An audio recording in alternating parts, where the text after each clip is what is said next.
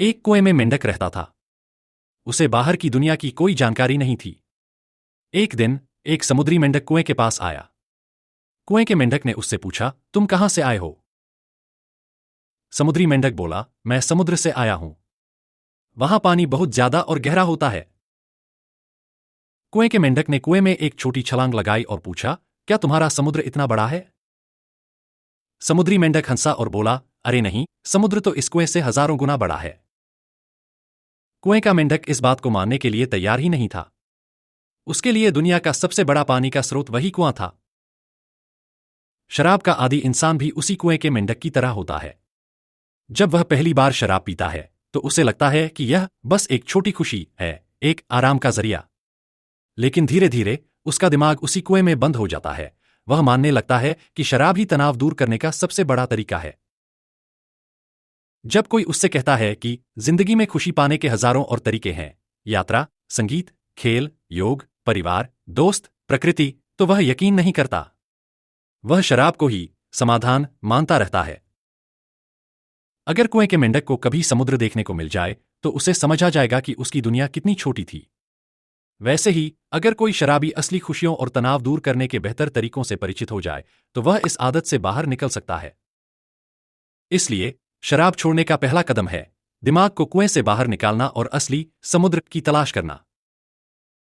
भारतीय ग्रंथों का संदेश यही है कि वास्तविक आनंद और शांति शराब में नहीं, बल्कि आत्मसंयम, अच्छे विचारों और सात्विक जीवनशैली में है। ऋग्वेद और अथर्ववेद में सोम नामक एक पेय का वर्णन मिलता है जिसे यज्ञों में देवताओं को अर्पित किया जाता था। हालांकि यह आधुनिक शराब जैसा नहीं था। बाद के काल में सुरा, एक प्रकार की मदिरा, का उल्लेख मिलता है जिसे नशा लाने वाला माना गया। ऋग्वेद 8 फरवरी 2012 में कहा गया है, सुरा मापिब जनो यत्र मुह्यति। जहां लोग सुरा पीते हैं वहां उनका विवेक नष्ट हो जाता है। अथर्ववेद में भी कहा गया है कि मदिरा व्यक्ति के ज्ञान और सोचने समझने की शक्ति को कमजोर कर देती है। महाभारत में कई जगह मदिरा के नकारात्मक प्रभावों का उल्लेख है। उदाहरण के लिए यदुवंश का अंत, जब श्रीकृष्ण के वृष्णि कुल ने अत्यधिक मदिरा का सेवन किया तो वे आपस में लड़कर नष्ट हो गए। महाभारत मौसल पर्व। युधिष्ठिर का जुआ और मदिरा को एक समान माना गया क्योंकि दोनों से विवेक नष्ट होता है और व्यक्ति अपने प्रियजनों को भी संकट में डाल सकता है। शराब से क्रोध और विनाश। मदिरा व्यक्ति को हिंसक और अहंकारी बना सकती है जिससे रिश्ते और समाज का पतन होता है। मनुस्मृति में मदिरा को तमोगुणी प्रवृत्ति वाला पदार्थ बताया गया है। इसमें कहा गया है कि जो व्यक्ति शराब का सेवन करता है वह स्वयं को और अपने समाज को नुकसान पहुंचाता है। मनुस्मृति 11.55 में लिखा है, मधु वा यह पिबेदेकः स पुनर्जायते क्षणात्। जो व्यक्ति शराब पीता है वह तत्काल अपने पुण्यों को नष्ट कर देता है। मनुस्मृति में विशेष रूप से ब्राह्मणों के लिए शराब निषिद्ध बताई गई है। भागवत पुराण में कहा गया है कि जो व्यक्ति शराब पीता है वह धीरे धीरे अपने सतोगुण को खोकर तमोगुण की ओर बढ़ जाता है।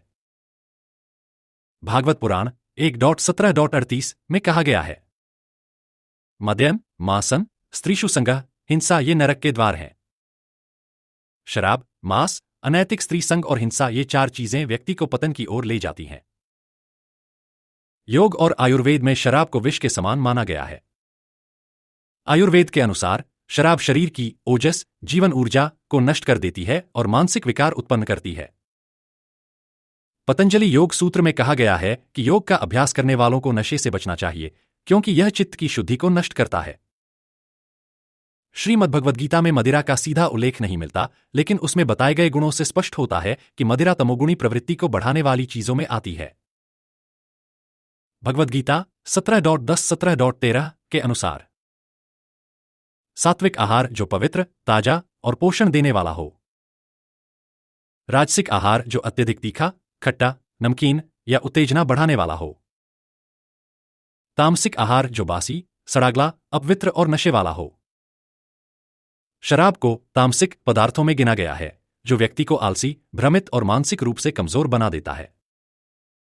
प्राचीन भारतीय समाज में मदिरा का सेवन मुख्य रूप से क्षत्रियों और निचले वर्गों तक सीमित था, जबकि ब्राह्मणों और तपस्वियों के लिए यह निषिद्ध था। कुछ ग्रंथों में क्षत्रियों को युद्ध में साहस बढ़ाने के लिए सीमित मात्रा में शराब की अनुमति थी, लेकिन इसे संयम से पीने की सलाह दी गई थी। बुद्ध धर्म और जैन धर्म में शराब का पूरी तरह निषेध किया गया। भगवान बुद्ध ने इसे पंचशील में शामिल किया और महावीर स्वामी ने इसे अधर्म कहा। शराब से बचने के लिए क्या किया जाए? सत्संग और ध्यान। अच्छी संगति और ध्यान से मन को संयमित किया जा सकता है। अच्छे विकल्पों की तलाश जैसे योग, खेल, संगीत या कोई अन्य सकारात्मक गतिविधि अपनाना। आयुर्वेदिक उपाय अश्वगंधा, ब्राह्मी और शंखपुष्पी जैसे हर्बल टॉनिक से मानसिक शांति प्राप्त की जा सकती है। परिवार और समाज की मदद। एक मजबूत सामाजिक समर्थन प्रणाली शराब की लत से बाहर निकलने में मदद कर सकती है। असल नशा आत्मा के आनंद और ज्ञान में है, न कि किसी बाहरी पदार्थ में। शराब को अक्सर माया, भ्रम और मोह, असत्य में आसक्ति का प्रतीक माना गया है। जब कोई शराब पीता है तो उसे एक क्षणिक आनंद मिलता है, लेकिन धीरे धीरे वह इस झूठी खुशी का आदी हो जाता है। इसी तरह माया भी हमें क्षणिक सुख देकर असली सत्य से दूर कर देती है। व्यक्ति असली चेतना, अवेकनिंग, को भूलकर भौतिक सुखों में खो जाता है, जैसे शराबी अपनी असली पहचान भूल जाता है। महाभारत में जब यदुवंशियों ने मदिरा का सेवन किया तो वे भ्रमित होकर एक दूसरे से लड़ने लगे और पूरे वंश का नाश हो गया। यह दिखाता है कि जब व्यक्ति माया, अहंकार, लोभ के प्रभाव में आ जाता है तो वह आत्मविनाश की ओर बढ़ता है। शराब पीने से व्यक्ति की इंद्रियां, इच्छाएं, भावनाएं असंतुलित हो जाती हैं। भारतीय ग्रंथों में इंद्रियों पर नियंत्रण, इंद्रिय निग्रह को सबसे महत्वपूर्ण गुण माना गया है। जब व्यक्ति शराब पीता है तो वह स्वयं पर नियंत्रण खो बैठता है, जिससे उसका विवेक नष्ट हो जाता है। यही स्थिति तब होती है जब व्यक्ति इच्छाओं का गुलाम बन जाता है, वह अपने मन पर नियंत्रण खो देता है और अज्ञान, अविद्या में चला जाता है। श्रीमद् भगवद गीता 2.67 में कहा गया है, इंद्रियाणा हि चरता यन्मनोनुविधीयते तदस्य हरति प्रज्ञा वायुर्नावमिवाम्भसि। जिस व्यक्ति की इंद्रियां अनियंत्रित होती हैं, वे उसकी बुद्धि को वैसे ही नष्ट कर देती हैं जैसे तेज हवा नाव को भटकाकर डुबा देती है। शराब प्रतीक है अनियंत्रित इच्छाओं और इंद्रियों का, जो व्यक्ति को आध्यात्मिक पतन की ओर ले जाती हैं। भारतीय दर्शन में क्रोध, अहंकार और अज्ञान को आत्मविनाश के मुख्य कारण माना गया है।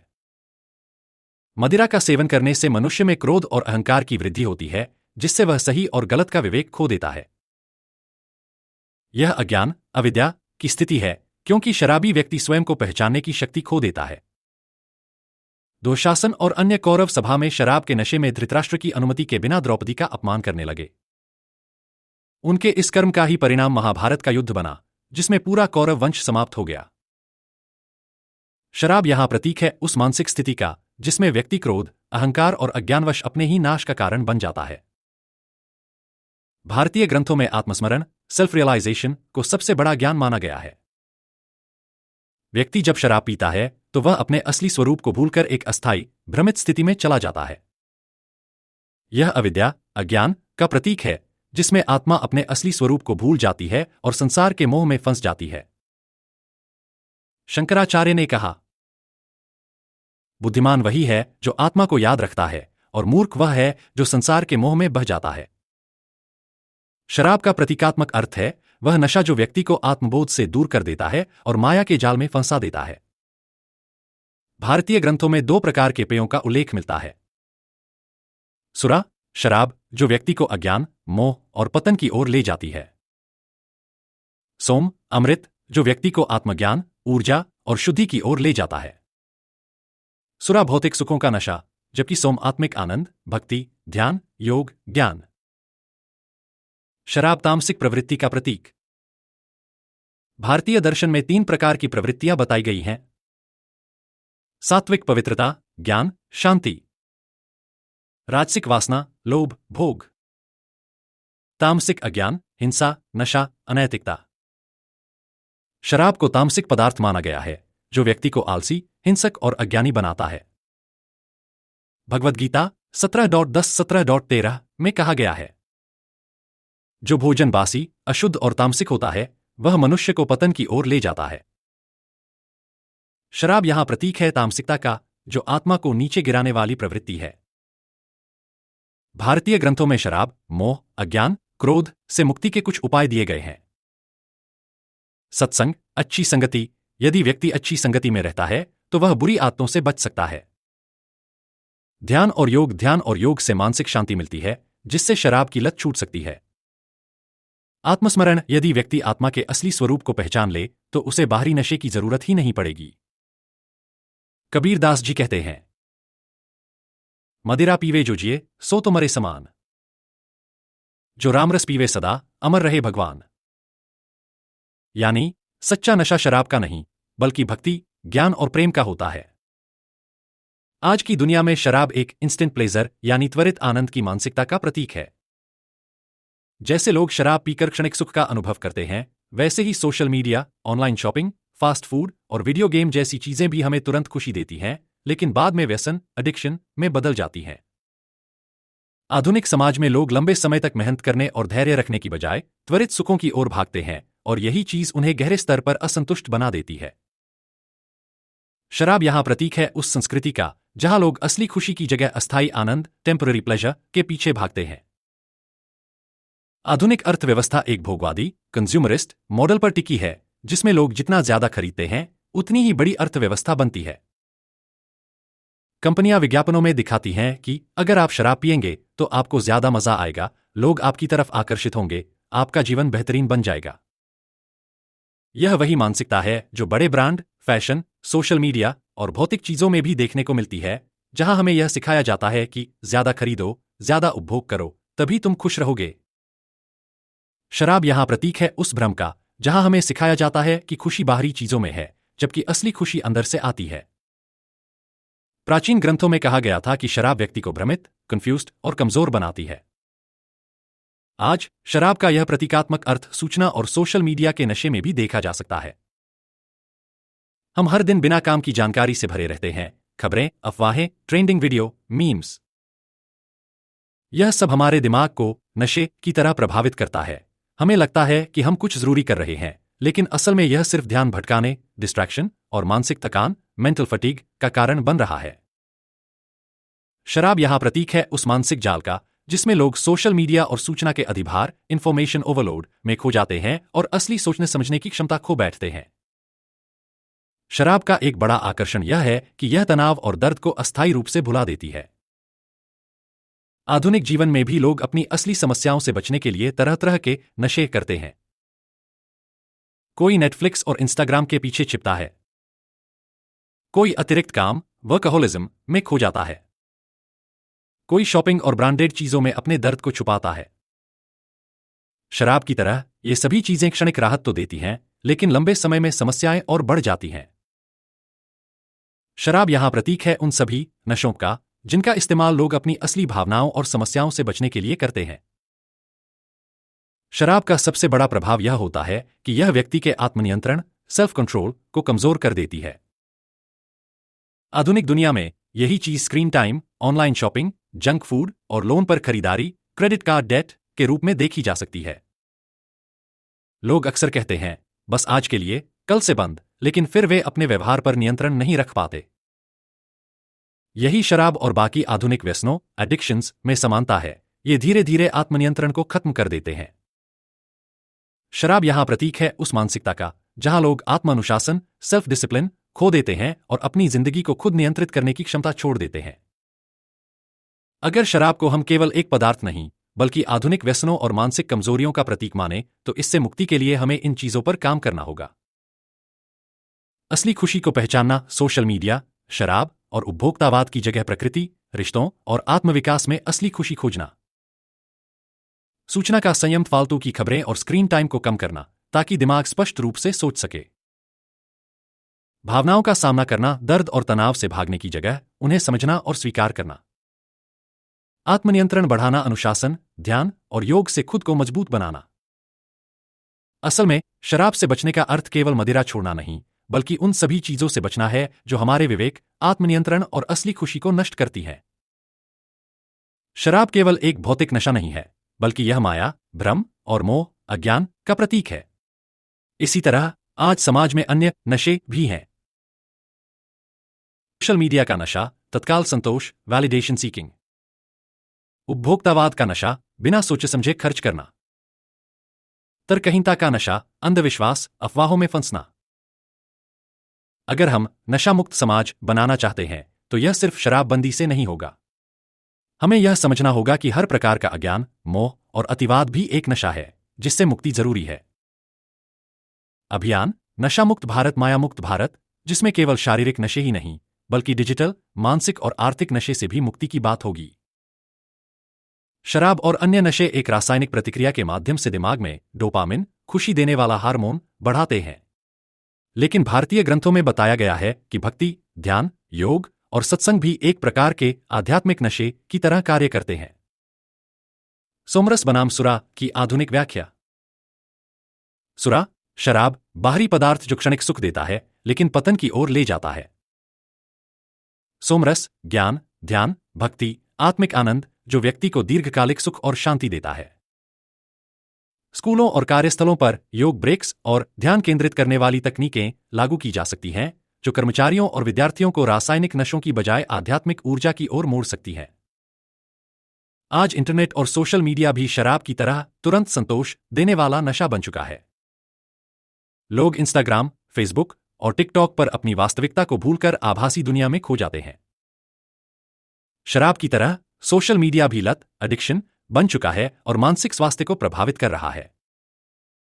डिजिटल शराबबंदी का अभियान चलाया जा सकता है, जिसमें डिजिटल उपवास, डिजिटल डिटॉक्स को बढ़ावा दिया जाए, संयमित उपयोग को प्रोत्साहित किया जाए, जैसे शराब को सीमित करने की बातें की जाती हैं।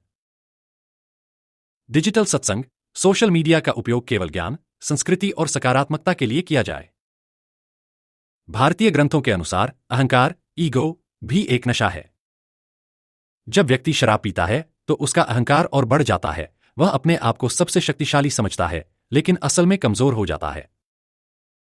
आधुनिक संदर्भ में शक्ति, पद और संपत्ति का नशा भी उसी तरह खतरनाक है।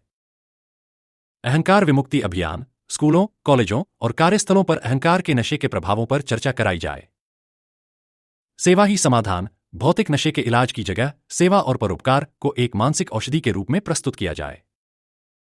वेदों और उपनिषदों में कहा गया है कि सच्चा नशा शराब में नहीं बल्कि ज्ञान में होता है।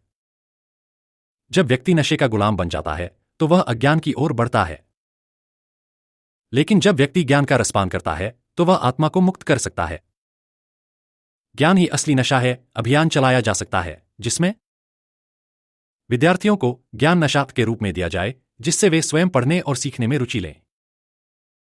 आनंदमयी शिक्षा पद्धति, जिसमें रचनात्मकता और खोज, इनोवेशन को नशे के विकल्प के रूप में प्रस्तुत किया जाए। ज्ञान सभाएं, सत्संग के आधुनिक रूप, जिसमें हर उम्र के लोग बौद्धिक चर्चाओं और संवाद में हिस्सा लें। आज शराब और ड्रग्स के पुनर्वास केंद्र, रिहैबिलिटेशन सेंटर्स केवल दवा और मनोवैज्ञानिक उपचार पर आधारित हैं। लेकिन भारतीय परंपरा में मानसिक पुनर्वास के लिए ध्यान, योग, भक्ति और गीता के ज्ञान का उपयोग किया जाता था। आध्यात्मिक रिहैबिलिटेशन सेंटर की स्थापना की जा सकती है, जहां योग और ध्यान आधारित उपचार से नशे की लत को कम किया जाए।